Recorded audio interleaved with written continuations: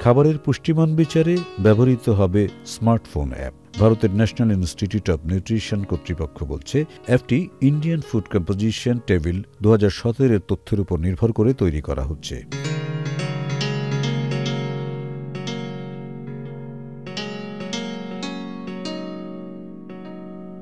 এই অ্যাপের মধ্যে বিভিন্ন ধরনের খাবারের নাম ও পরিমাণ দিতে হবে। অ্যাপটি হিসেব করে জানাবে খাবারের পুষ্টি ও অন্যান্য তথ্য। কেউ কিছু খাওয়ার পর অ্যাপটির সাহায্যে জানতে পারবেন তিনি এ খাবার থেকে কত ক্যালোরি পেয়েছেন। সংশ্লিষ্টরা বলছেন, ক্ষুদে শিক্ষার্থীদের খাবার সংক্রান্ত যে কোনো সিদ্ধান্ত নেওয়ার ক্ষেত্রে অ্যাপটি খুবই উপকারী হবে। NRBC ব্যাংক, সুখবর প্রতিদিন।